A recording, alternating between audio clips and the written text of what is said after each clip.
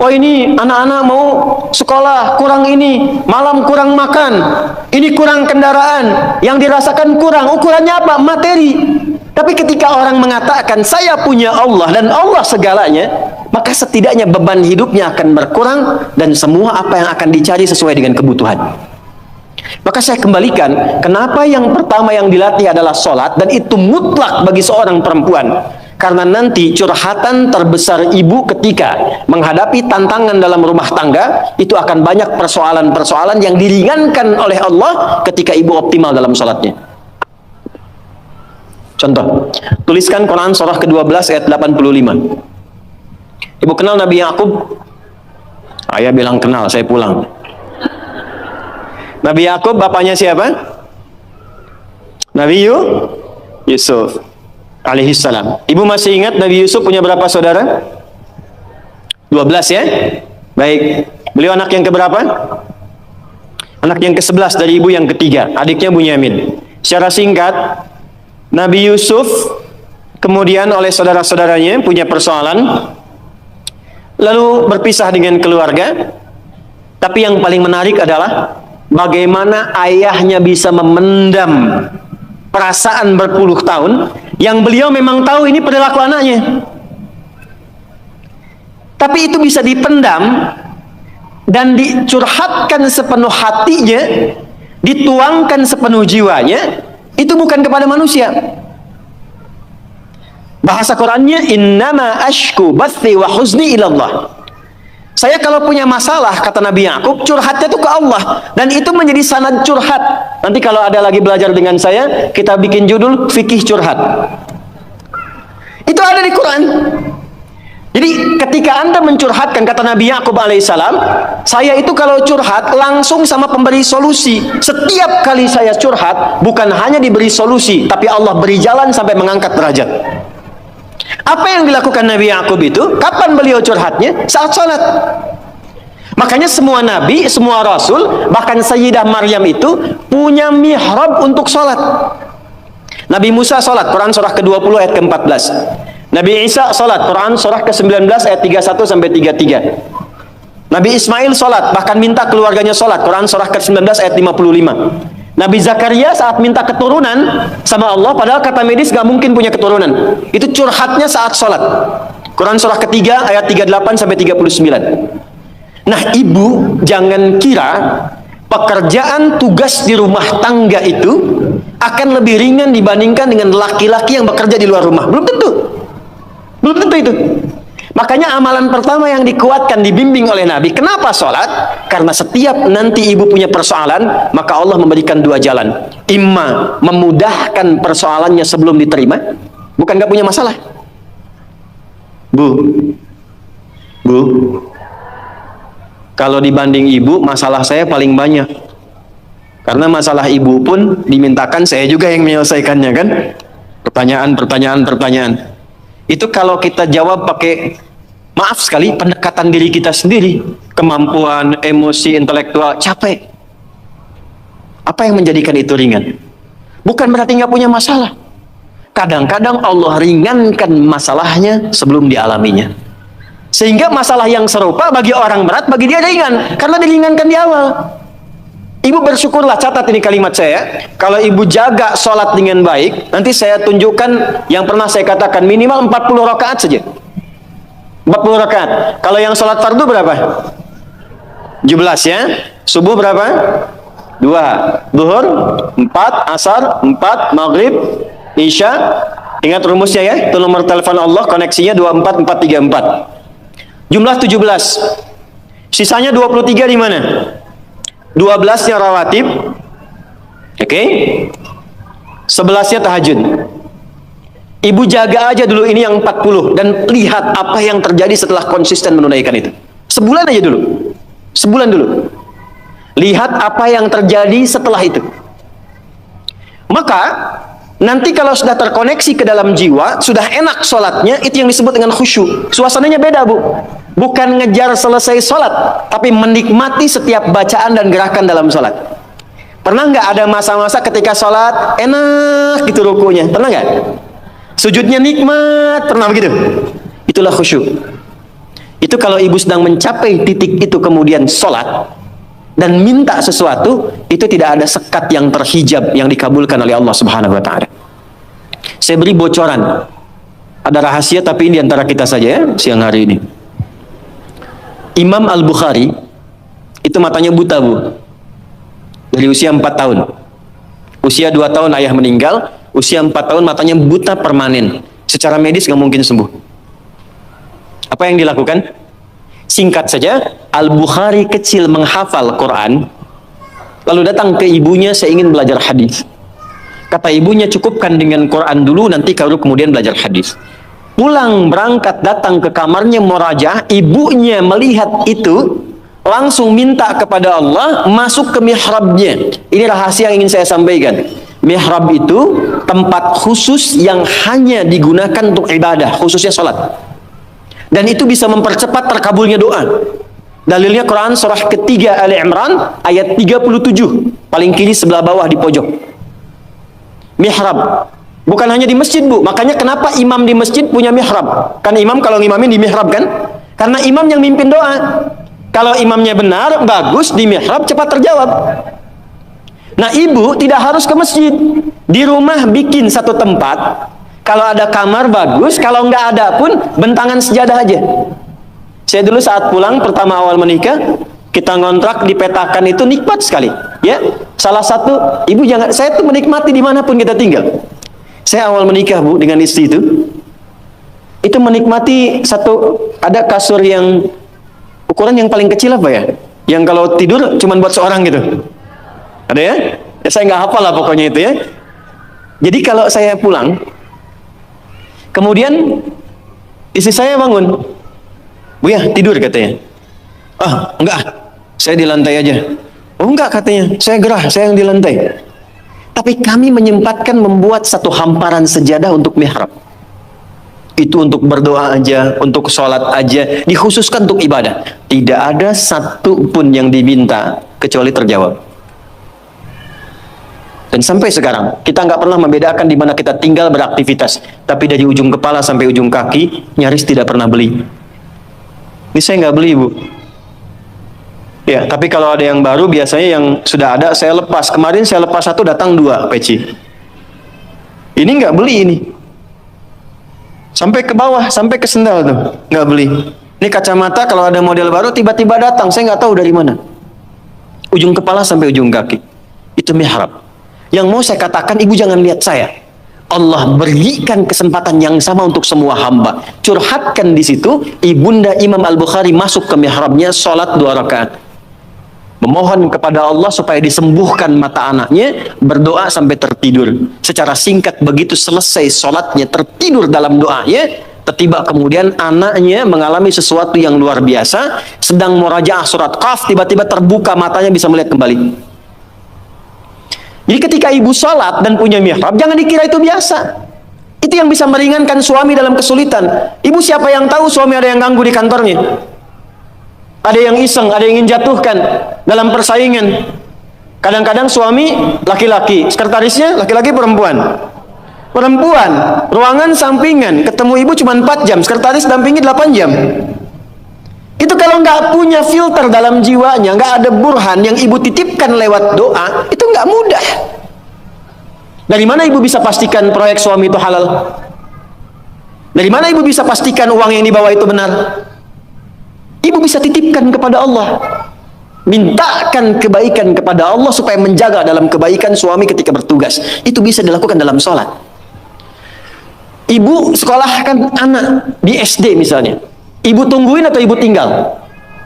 Ditinggal. Ibu yang mengandung 9 bulan, ibu yang memberikan ASI hampir 2 tahun atau 2 tahun, dididik di baik-baik, sehat, hafal juz amma sebelum sekolah. Tiba-tiba ibu titipkan di sekolah dengan lingkungan yang ibu belum bisa jamin. Jadi baik nggak anaknya? Siapa yang bisa menjaga anak ibu? Kalau ibu jawab Allah, hubungan ibu dengan Allah baik nggak? Demi Allah saya katakan, betapa banyak seorang ibu yang sudah menyiapkan anaknya baik, tiba dia ke sekolah kok anaknya berubah. Kata-katanya jadi nggak betul, perilakunya jadi menyimpang, susah diingatkan. Siapa yang bisa menjaga itu? Saya tunjukkan satu kisah yang luar biasa. Bu, kalau ada 10 rapat, 9 memilih A, yang 1 memilih B. Yang diikuti yang mana? Ini rapat ya. Ada rapat menentukan 2 pilihan. 9 memutuskan A, 1 memutuskan B. Pilih mana? A kan? Yang 9 ya. Tapi yang terjadi, yang 1 yang diikuti, yang 9 ditinggalkan. 10 saudara Yusuf rapat. Yang 9 mengatakan, uqtulu Yusuf, bunuh aja Yusuf. Penyebab kita itu kurang dapat perhatian dari ayah kan Yusuf. Kalau Yusufnya nggak ada, perhatian ke kita semua. 9 memutuskan bunuh Yusuf. 1 mengatakan, jangan dibunuh, lemparkan aja ke tempat gelap. Yang penting kan Yusufnya nggak ada. 9 memilih A, 1 memilih B. Dan biasanya setan kalau menggoda itu nggak akan tanggung, langsung ke tingkat tertinggi. Tapi apa yang terjadi? Yang dipilih ternyata yang 1. Oke, kita sepakat gak usah dibunuh, lemparkan. Alqihi fi ghayabatil jubbi yaltaqituhu ba'da sayyarah. Lemparin aja ke tempat gelap. Apa yang menjadikan mereka terjaga sehingga tidak jadi membunuh Yusuf dan alih-alih membunuh menempatkan di tempat gelap? Ternyata itu adalah doa orang tuanya yang sering menitipkan anaknya kepada Allah. Ibu nganterin anak ke sekolah, dititipkan nggak sama Allah? Atau cuman bye-bye, salaman, lepas, tinggal, pulang? Titipkan Bu, doakan. Di sekolah kami, dari mulai PAUD, pendidikan anak usia dini, di KB, itu hari pertama bukan cuma ibunya, ayahnya mesti ngantar. Datang, hal pertama yang dilakukan anaknya untuk membisikkan di telinga ayahnya akan bekerja. Ayah, doakan ya Nanda belajar. Ayah, Nanda doakan sukses bekerja, tapi tolong jangan cari rezeki yang haram ayah ya, yang dibawa ke rumah. Itu dibisikkan oleh anak yang usia 4 tahun. Dan tidak ada adegan yang terjadi kecuali air mata yang berlinang, memeluk, mencium, kemudian pamit. Itu menjaga. Itu menjaga. Perbaiki sholat dulu Bu. Dan nanti dari sholat itu, ibu nggak bilang pun nanti Allah tanamkan kepada anak, kepada suami segala kebaikan. Itu kurikulum pertama. Saya sering ceritakan di berbagai tempat, seorang anak yang nggak pernah mau sholat. Saya ngasuh pesantren dulu di Jakarta. Seorang ibu datang, wajahnya sendu mengatakan, Ustadz, anak saya nggak mau sholat.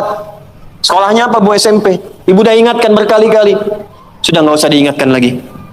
Malam ini ibu sholat aja di kamar anak ibu, masuk ke kamar anak ibu, sholat di sampingnya, nggak usah diminta bangun, sholat di sampingnya, lalu mohon kepada Allah, ya Allah engkau titipkan dia dalam rahimku, aku yang mengandung, aku yang melahirkan, aku yang merawat, ringankan hisabku di akhirat kalau memang jauhnya dia dari Allah karena sebabku. Ibu minta sama Allah, nggak usah bangunkan, nggak usah ingatkan. Nanti 3 hari lagi, ibu kesini lagi, kita lihat apa yang terjadi. Hari ketiga, dari kejauhan, ibu itu teriak gembira, Ustaz, saya masih ingat, dan membawa seplastik nasi uduk. Wah, ibu kok senang sekali, anak saya sudah sholat. Kok bisa sih bilang? Ternyata malam tadi, di malam ketiga dia bangun, dia peluk ibunya, dia minta maaf. Maafkan Nanda Ma, maafkan Nanda Ma. Saya dengar mama berdoa, maafkan saya. Saya tuh bukan gak mau sholat, tapi kan papa juga gak pernah sholat. Tuh, papa kan nggak sholat juga. Akhirnya dari situ kemudian bermaafan, anaknya mulai mau belajar. Demi Allah saya katakan, setelah peristiwa itu bukan hanya anaknya dibimbing sholat oleh salah seorang santri dari kami, tapi minta dibimbing untuk menghafal Quran. Sejak saya meninggalkan pesantren untuk diteruskan oleh santri berikutnya, anak itu sudah hafal kurang lebih 2 juz. Dari yang tidak pernah sholat, jadi pelaku sholat dan hafal Quran 2 juz. Mungkin sekarang sudah khatam 30 juz. Sholat. 2, saya cepat. Jangan cukupkan soleh sendiri Bu, karena sama-sama ingin ke surga Firdaus, kan ada suami, ada anak-anak. Maka pesan yang pertama penghuni surga Firdaus itu, yang dipesankan bukan dunianya, tapi akhiratnya. Contoh, suami mau berangkat, biasanya ibu pesan apa? Hati-hati ya Pak, gitu kan? Ya, sukses ya. Pernah nggak ibu bilang pertama kali yang disampaikan, ayah jangan lupa sholat ya? Pernah nggak? Tuh. Sekarang hari apa? Yang ke masjid siapa? Laki-laki perempuan?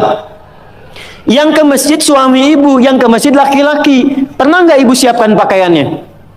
Pernah. Bagus. Pernah nggak siapkan parfumnya? Bagus. Tapi pernah nggak ibu bisikkan di telinganya, Pak, nanti pas khatib duduk di antara dua khutbah, doakan rumah tangga kita samara sampai surga ya? Pernah nggak? Belum. Padahal di situ ada pesan kuatnya, di situ ada hikmah indahnya. Jadi ternyata sholat itu ketika dimunculkan ciri pertama, kita kemudian tebarkan ke semua anggota keluarga. Anak-anak yang di pesantren boleh angkat tangan. Siapa ibu yang anaknya di pesantren? Boleh angkat tangan. Oke, turun lagi. Suka nelpon kan ya? Nanya ya? Baik, yang pertama ditanya apanya? Apa kabar? Bekal cukup? Belajar bagaimana? Ya, baru jangan lupa sholat ya. Balik, telepon, sudah sholat belum? Akhiratnya dulu. Kan penghuni surga Firdaus. Sudah sholat belum? Sudah belajar? Baru makan. Tutup di akhir, jangan lupa ranking 1 ya. Dan ini akan menjadi pembeda, Bu. Saya 97 masuk pesantren, ayah saya meninggal. Ibu apa adanya, kalau saya cerita kita berhenti ta'lim. Jadi saya agak percepat. Saya jaga komitmen sholat ini sampai satu ketika bekal habis. Mungkin ibu saya lihat ini. Karena ibu saya biasanya tak pernah meninggalkan saya live, pasti lihat. Bekal habis, saya lari ke wartel, saya telepon. Ma, bekalnya habis. Apa jawab ibu kami? Dan saya tahu itu nggak ada bekal. Kata ibu kami, sabar ya nak, mungkin setelah ini Allah akan bantu, mungkin ada yang datang membantu dan seterusnya, sabar dulu. Iya mah, tutup, bismillah, sabar. Itu nggak nunggu lama, keluar dari wartel, datang paman ngasih uang saku untuk sebulan. Dan itu bukan 1-2 kali terjadi. Ketika ibu menitipkan curhatnya kepada Allah, membangun konektivitas dengan anak dan suami serta keluarga, yang linknya tersambung ke Allah, maka Allah akan berkenan menjaga di setiap keadaan tanpa celah sedikit. 2, agak cepat. Masih poin sholat dulu. Subuh jam berapa tadi?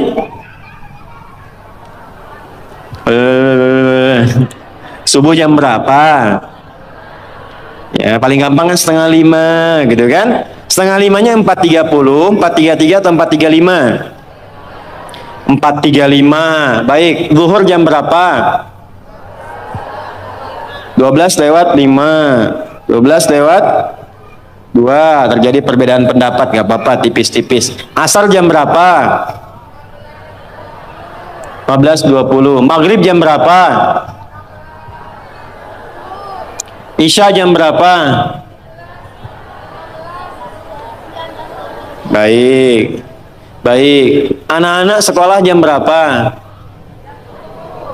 Dulu. Tidur jam berapa? Suami kasih untuk belanja tanggal berapa? Hafal ya untuk dunia ya. Bu, kalau cuman hafal waktu sholat, itu iman standar. Surganya standar. Penghuni surga Firdaus, dia menyiapkan sebelum waktunya. Oleh karena itu pulang dari sini, jangan sampai di rumah nggak ada jadwal sholat, Bu. Print out, bikin. Saya suka tempelkan di dinding rumah, di kamar, kadang-kadang di meja makan, sehingga begitu yang terlihat sebelum nunggu menu makan, waktu sholat. Jelas? Oke. 2, walladzina hum 'anil lagwi mu'ridun. Agak cepat. Kita nanti akan bahas 3 saja. Walladzina hum, orang-orang yang menginginkan surga Firdaus itu, 'anil lagwi, dari hal yang tidak penting, yang tidak ada manfaatnya, mu'ridun, dia hindari.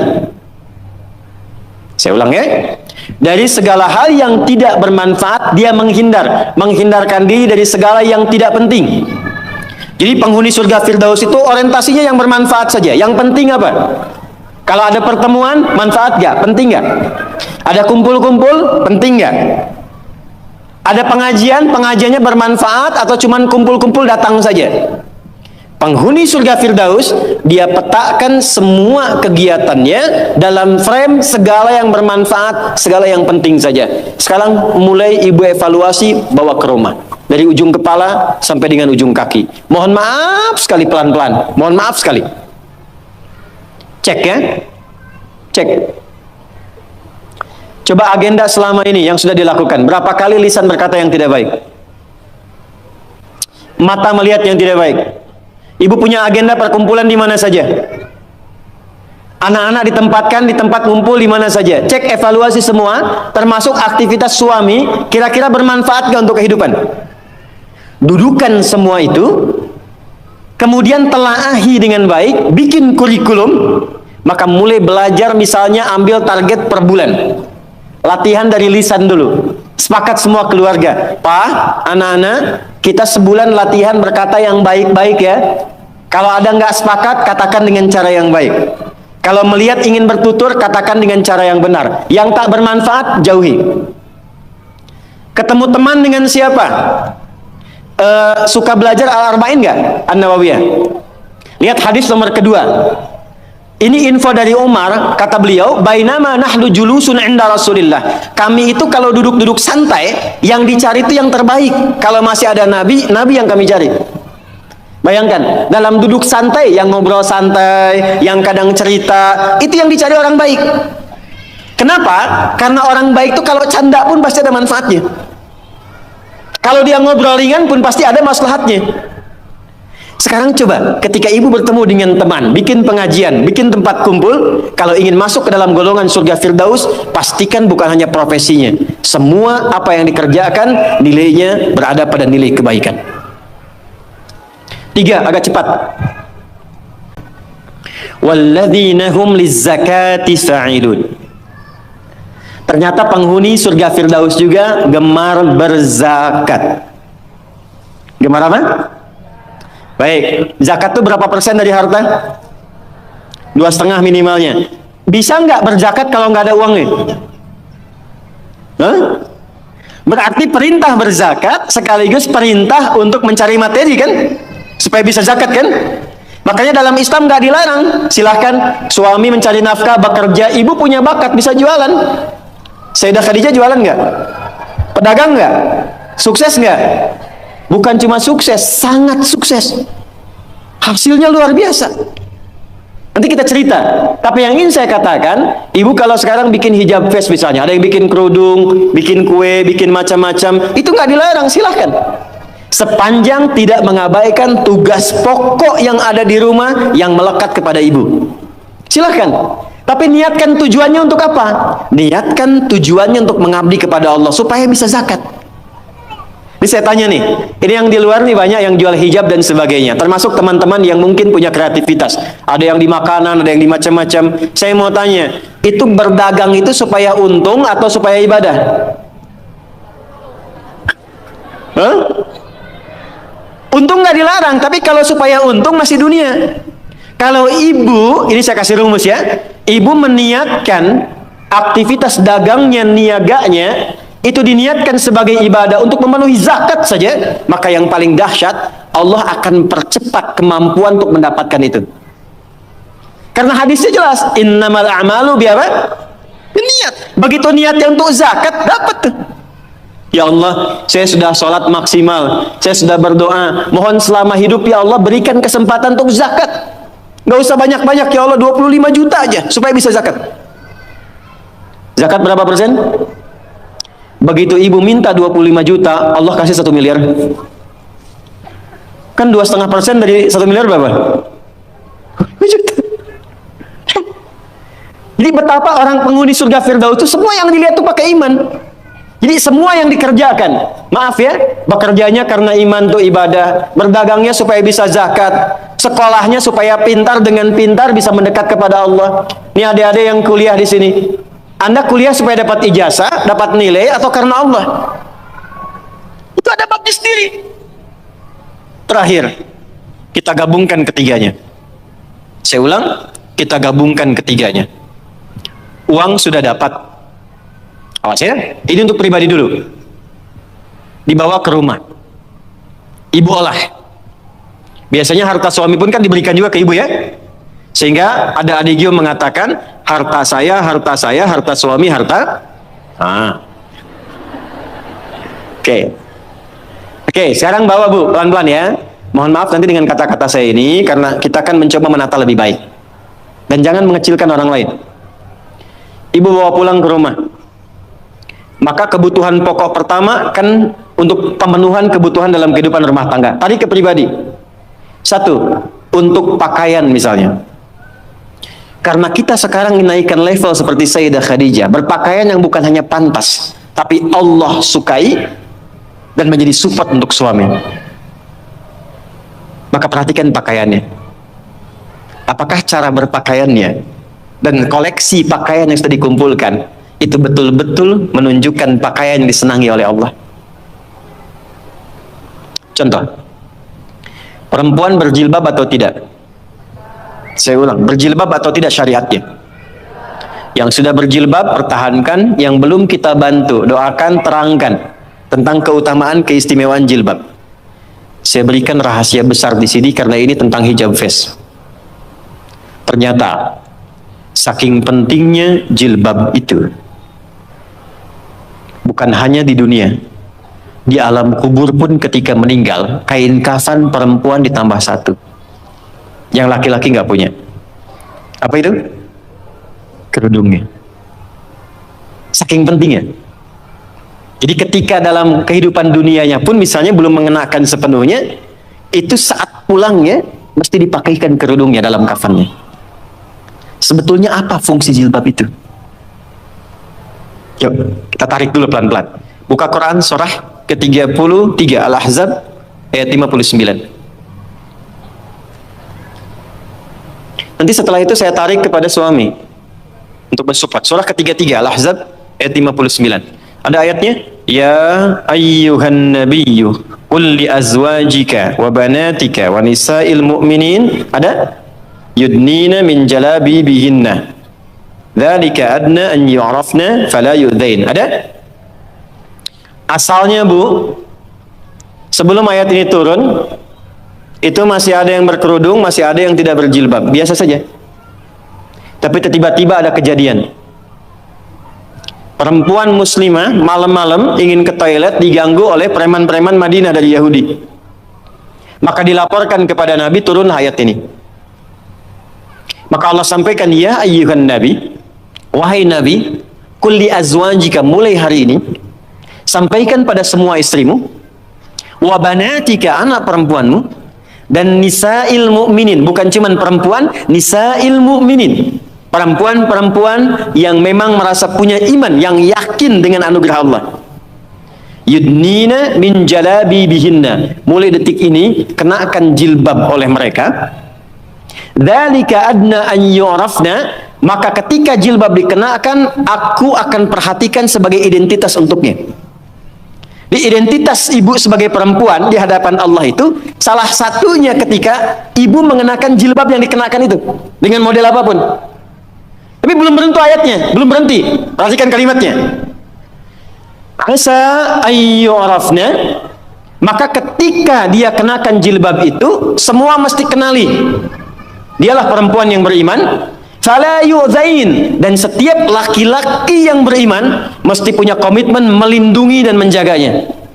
Jadi ketika ibu kenakan jilbab itu kami yang laki-laki, yang pria-pria mukmin ini, itu terikat dengan komitmen kepada Allah. Kalau ibu ada yang ganggu, ada kesulitan, kami mesti bantu. Itu asalnya. Di Allah turunkan ayat hijab, jilbab itu bukan sekedar ingin menutup, tapi memberikan kemuliaan pada perempuan. Dan ini fikih jarang diketahui laki-laki juga. Jadi ketika ibu ke pasar nih ya, kesulitan misalnya, beli beras sulit, terlihat ibu pakai jilbab tuh, itu laki-laki itu yang melihat itu langsung respon bantu. Dan Allah jadikan itu mengikat dalam fitrah hati setiap insan beriman. Itu poinnya. Sekarang ingin saya katakan, ketika Allah memberikan hadiah yang sangat luar biasa dan mengistimewakan, diambil gak? Diambil gak?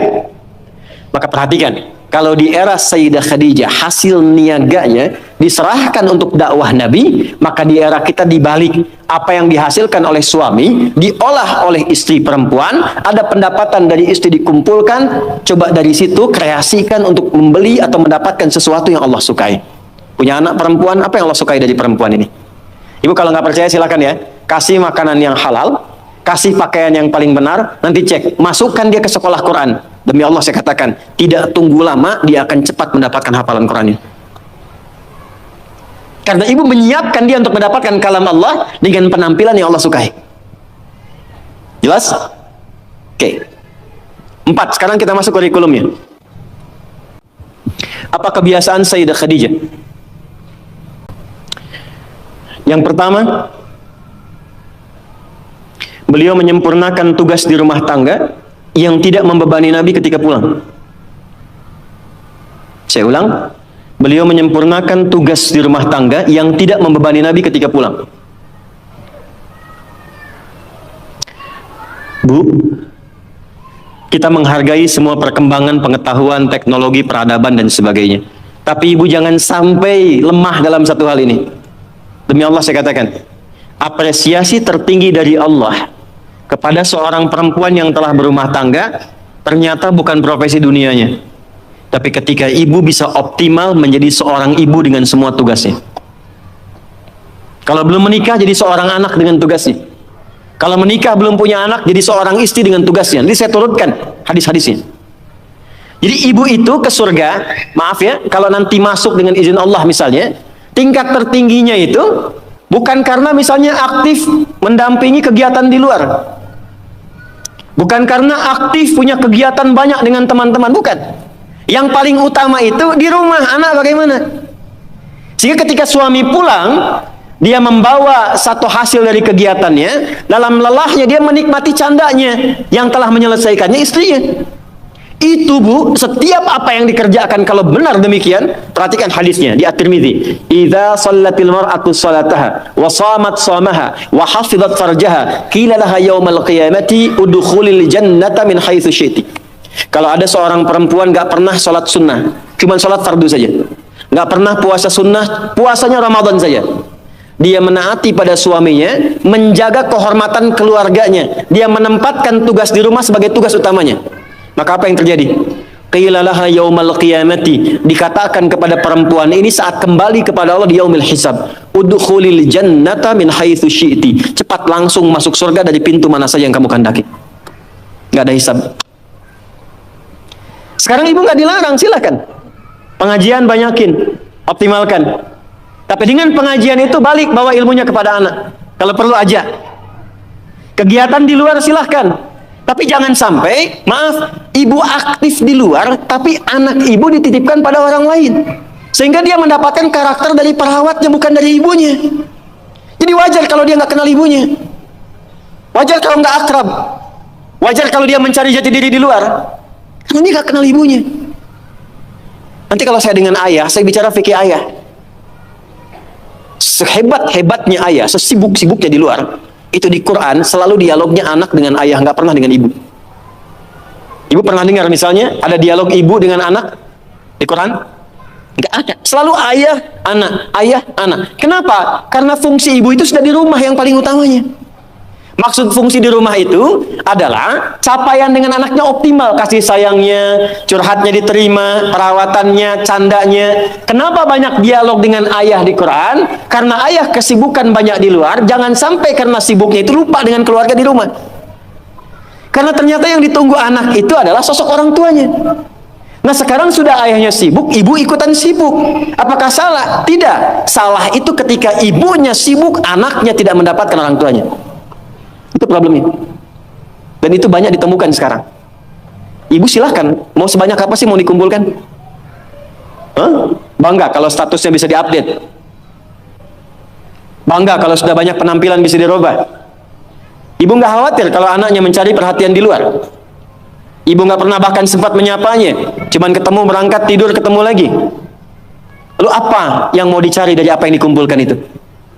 Saya ini kalau pulang, sejak saya punya anak pertama, sekarang punya anak yang kelima, tidak pernah saya pulang nyampe rumah, dipanggil dengan panggilan yang biasa teman-teman panggil.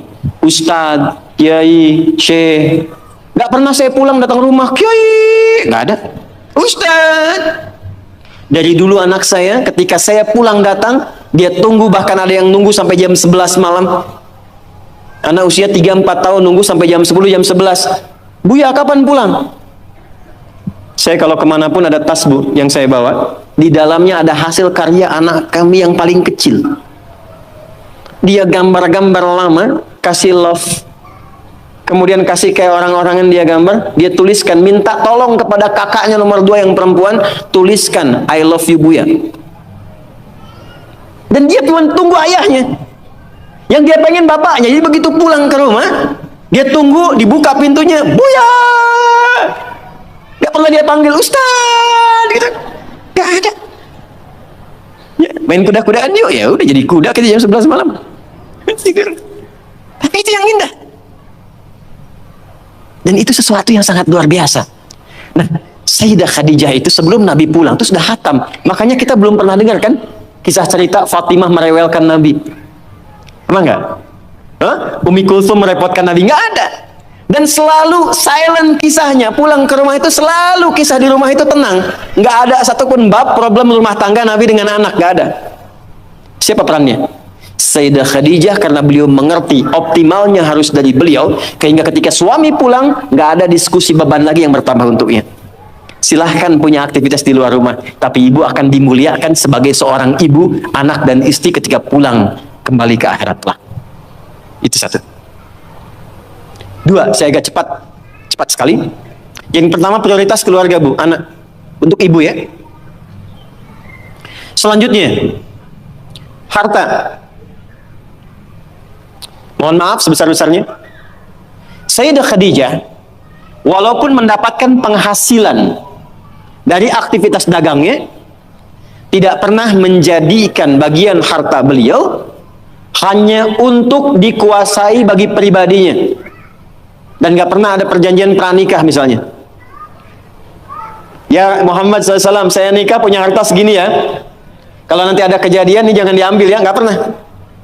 Apapun yang diusahakan, maka dikumpulkan menjadi satu untuk mensupport cita-cita mendapatkan yang tertinggi di hadapan Allah. Ibu apapun yang didapatkan kalau punya penghasilan, pendapatan dan sebagainya, dudukan jadi satu sebagai harta keluarga bersama. Rumuskan untuk anak-anak. Anak pertama mau kemana? Bikin tabungan, bikin persiapan. Anak kedua seperti apa? Anak ketiga bagaimana? Bicara dengan suami. Maka ini diantara ciri yang pernah diajarkan oleh Sayyidah Khadijah. Sekalipun dagangannya cukup banyak, tapi semua yang dihasilkan untuk mensupport kegiatan yang diarahkan pada tujuan yang sama, surga. Jelas? Oke, yang terakhir. Ini saya pun mengakui saya agak kurang di sini. Sehingga kalau istri saya lihat juga, insya Allah nggak akan protes. Meluangkan waktu untuk diskusi, bicara, ngobrol. Saya ulang ya, meluangkan waktu untuk diskusi, bicara, ngobrol yang saling menguatkan, bukan mengungkit kekurangan. Tuh. Nabi Muhammad sibuk gak? Sibuk gak? Banyak tantangan gak? Tapi ketika pulang ke rumah, ngobrolnya itu dengan Sayyidah Khadijah selalu yang baik-baik, yang romantis, yang saling menguatkan. Gak pernah ada satupun kalimat tercatat di dalam lisan Sayyidah Khadijah, kenapa sih begitu sibuk? Datang ke rumah cuma bawa masalah. Kenapa sih gak punya waktu? Kenapa sih banyak kegiatan di luar? Tapi ketika pulang ke rumah, aku selalu mendukungmu. Nabi mengatakan kegiatanku ini, dan ini. Aku akan berangkat ke sini menemui si fulan. Baiklah, siapkan, optimalkan, Allah pasti melindungi. Sehingga semua kegiatan, beban yang dirasakan, itu ketika berangkat gak sendirian. Jadi beliau pun dalam sendirian pun merasakan aura-aura Sayyidah Khadijah. Mau berangkat kerja, merasakan pesan dari istri. Pulang dari situ, ditinggal pun istri merasakan pesan dari suami. Ini yang harus dioptimalkan. Dan ibu, apa yang terjadi? Ketika dimanapun suami beraktivitas dengan pola seperti ini, maka Allah menjaga ikatan pertalian rumah tangganya, sehingga dijaga dari sifat-sifat rentan yang kemungkinan bergeser atau menodai kehidupan rumah tangganya. Maaf, ini bahasanya agak halus ya. Jadi kalau ada godaan dari pihak lain itu tidak mudah untuk mendapatinya karena kalimat istri sudah sampai pada jiwanya. Sepeninggal beliau pun ketika Sayyidah Khadijah meninggal, itu kemimpinya terbawa. Karena kenapa? Dialognya nyambung. Khadijah, Khadijah, Khadijah. Kebawa. Bisa nggak menciptakan suasana itu? Jadi kalau kita simpulkan, satu, tingkatkan hubungan dengan Allah lewat skema sholat dengan baik.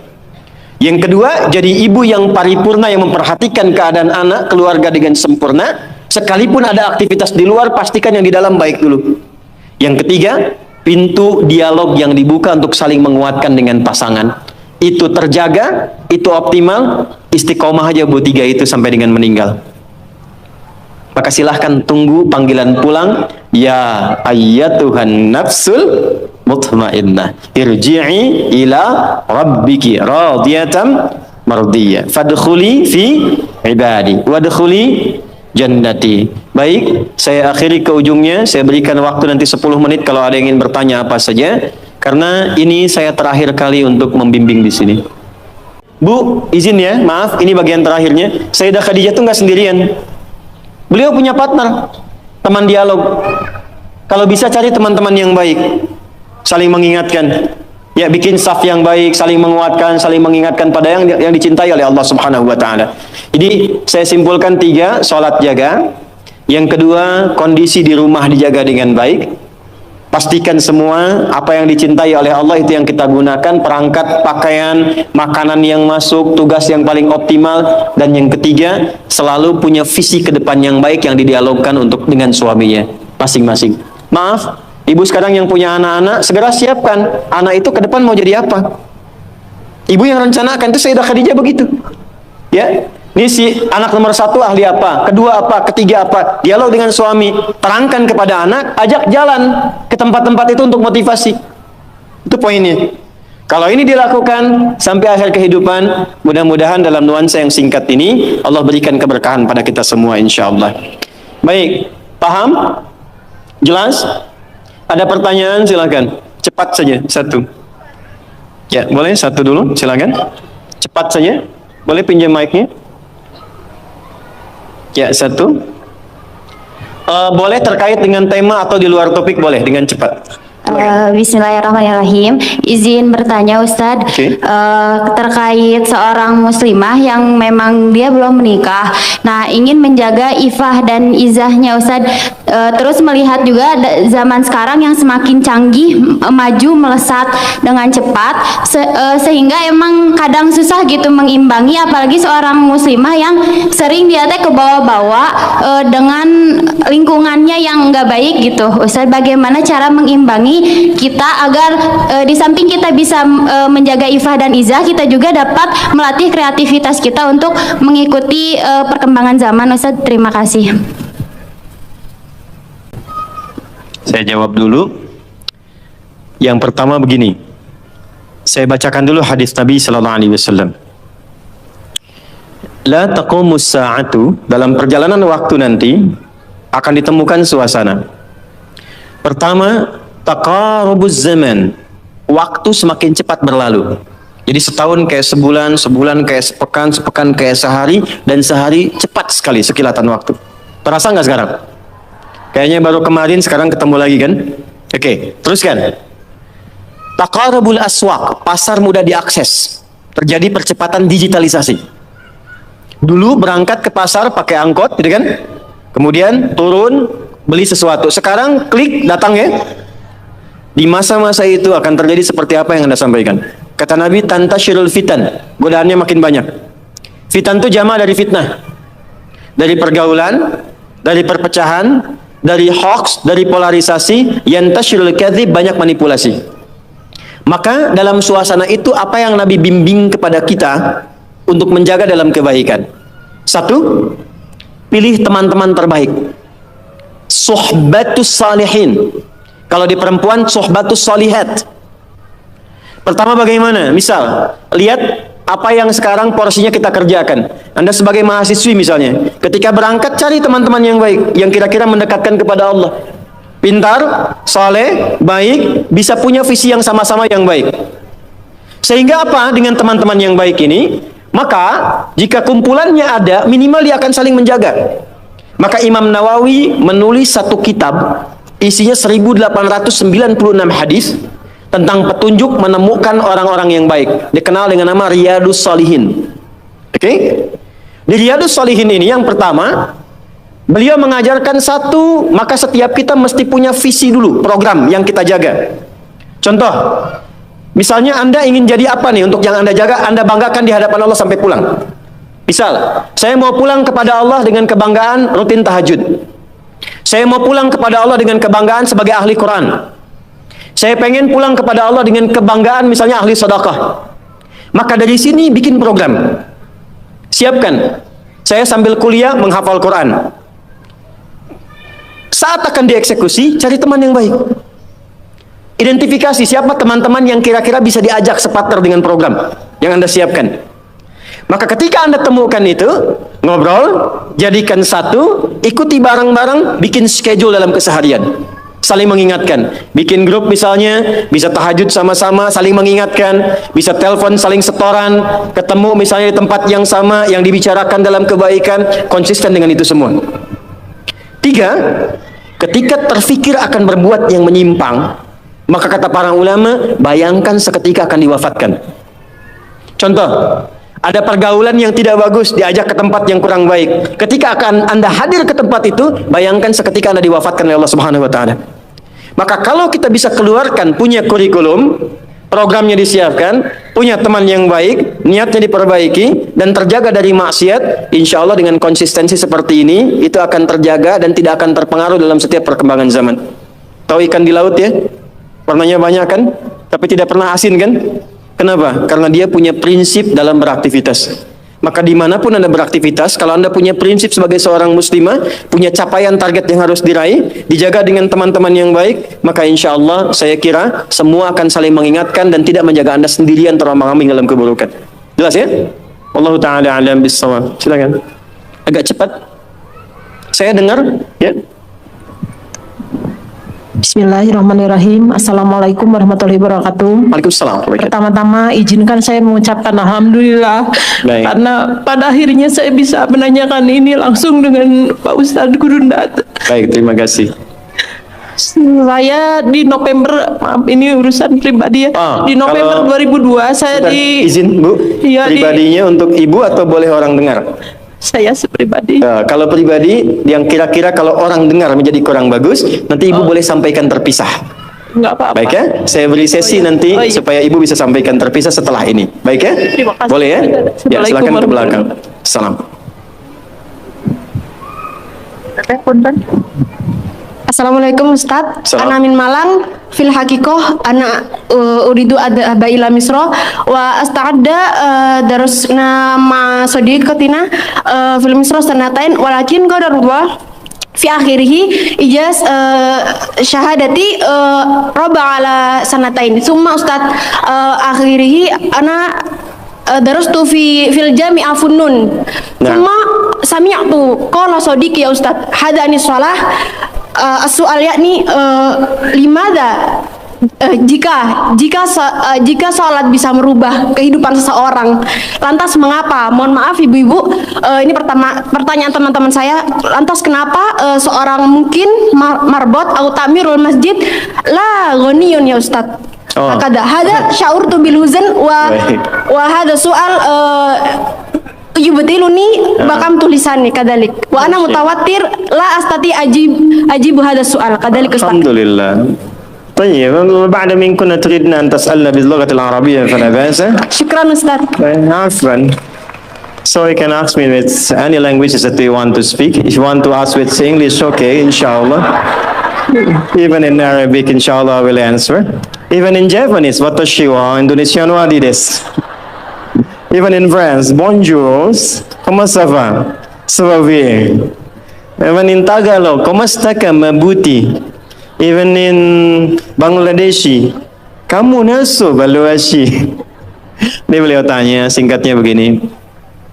Ya, saya senang belajar bahasa. Senang belajar bahasa. Jadi saya kalau mau dakwah ke negara itu tertentu, saya pelajari bahasanya. Jadi saya mau ke Jepang, saya belajar bahasa Jepang. Ya, saya mau ke Eropa, saya pelajari. Ini teman kita, adik kita bertanya, kenapa marbot masjid itu nggak kaya? Kalau memang Islam itu datang untuk merubah kehidupan seseorang. Pertanyaannya yang mau dirubah itu apanya? Karena mindset seseorang berpikir, kalau berubah itu selalu penampilan materi. Sedangkan Islam itu datang bukan untuk merubah materi, tapi mempercepat dan memberikan keberkahan pada tujuan berkehidupan. Perhatikan baik-baik. Ada 4 pilihan dalam berkehidupan. Silahkan gunakan. 1 dengan kedudukan, 2 dengan harta, 3 dengan ilmu, 4 dengan tenaga. Dan itu ada babnya. Kalau Anda ingin dengan kedudukan, jangan tanggung yang paling tinggi. Cita-cita diplomat, jadi menlu sekalian. Cita-cita di birokrasi, jadi presiden sekalian. Ya, jangan tanggung, jadi yang paling tinggi. Nanti ada babnya, ada fikihnya. Ya, namanya Kitabul Imarah namanya. Kitab ke-33 di Sahih Muslim. Ada 54 topik. Topik ke-33-nya adalah tentang tata kelola negara. Kalau ingin kaya, jangan tanggung. Raih tingkat ketiga sekalian. Tingkat pertama tuh kaya, kedua kaya banget, ketiga kebangetan kayanya. Dan semua sahabat dapat level itu. Nanti ada kurikulumnya di Al-Bukhari, Kitabul Buyu', kitab tentang tata kelola niaga.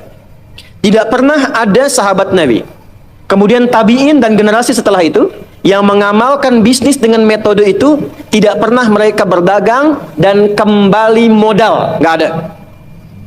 Mereka selalu kembali untung. Nggak ada dagang kembali modal, kembali untung. Abdurrahman bin Auf, Utsman bin Affan.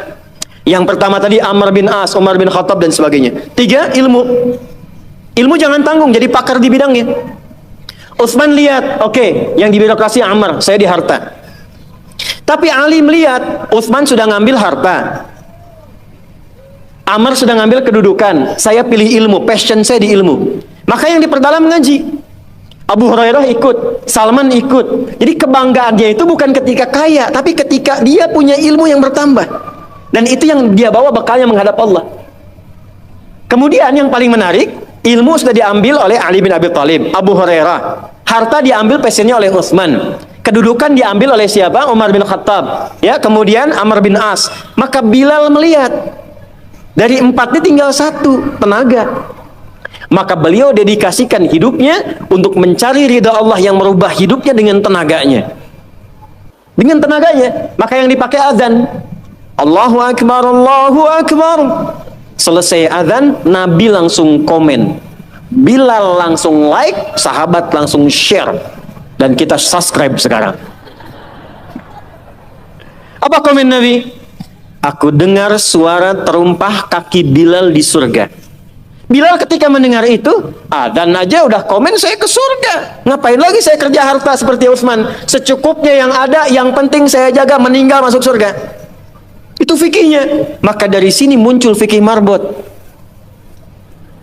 Jadi kalau Anda ingin jadi marbot untuk mencari dunia, Anda salah tempat. Anda harusnya datang ke Hijab Fest, lihat orang jualan, pelajari itu, besoknya jualan jilbab. Kalau Anda ingin menjadi seorang ilmuwan, salah kalau jadi marbot. Belajar, datangi pengajian, pelajari dengan baik. Saya Bu gini-gini juga, saya senang riset, senang belajar. Kalau saya sedang kosong, artinya tidak mengajar, saya ajak keluarga ke toko buku. Saya sampai sekarang masih belajar fisika Bu. Kimia saya belajar. Saya masih ngitung proton, elektron, ini kemana, ini senyawa, ini unsur, ini apa. Ya, besi misalnya rumusnya verum, F besar, E kecil, atomnya itu nomornya 26, ada isotop 55, 56, 57, 59. Yang paling stabil itu isotop 57, surah 57 ayat 25 sampai 26, surah besi kan? Gitu. Saya sampai riset. Energi potensial, EP sama dengan M dikalikan G dikalikan dengan H.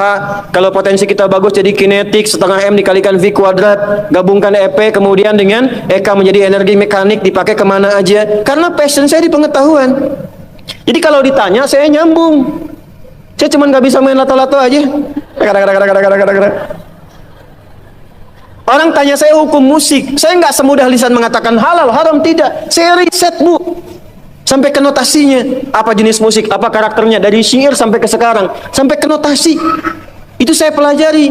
CDF, GABC, GFIS, DFIS, G, DFIS, G, ABCIS, D, ABCIS, D, FIS, GIS A, FIS, GIS A, BCIS, DIS E, BCIS, DIS F, FIS, GIS AIS B, FIS, GIS AIS B, CIS, DIS AIS FIS, CIS, AIS FIS, GIS AIS BIS, CIS. Apakah saya bisa main musik? Tidak. Saya nggak terlalu suka. Main piano nggak bisa, gitar nggak bisa, karena gelombang kami di Quran beda. Tapi untuk memberikan hukum, saya riset. Saya tahu ini lagunya fulan, fulana. Kita bisa berikan hukum. Ya. Kalau kita tahu passion kita bisa milih pertahankan untuk pulang, jadikan itu sebagai istiqomah jalan pulang kita. Jadi kalau Anda pengen sukses, ukurannya duniawi, jangan jadi marbot. Nanti kotak infak hilang semua. Marbot itu pilihan fikih, sanadnya ke Bilal. Saya punya murid-murid yang belajar khusus tingkatan S1 sampai S3. Kami berikan beasiswa, nanti sebentar lagi dibuka untuk yang perempuan. Itu yang ngajarnya semua pakai sanad. Jadi azan aja ada sanadnya sampai ke Nabi. Semua hadis pakai sanadnya. Jadi itu jawabannya. Untuk menjadi marbot, perubahan yang dihadirkan dalam Islam, tinjauannya tidak selalu materi. Maka apa yang dipilih itu? Kalau sudah dipilih, maka jaga konsisten sampai pulang. Nanti menjaga konsisten itu babnya 9 lagi tingkatannya. Untuk konsisten. Konsis 1, konsis 2, konsis 3, konsis 4, sampai konsis. I think that's all. I share the ideas. أنا أعتقد هذا الذي يعني أستطيع أن أجيب لك. فانظر الوقت إلى قبيل العصر. عصر الساعة كام؟ الساعة كام العصر؟ Oh maaf, jam berapa asar? Sudah masuk? Karena sudah, kita harus praktek. Jangan sampai kita ngobrol, kita diskusi, kita belajar, tapi prakteknya kosong.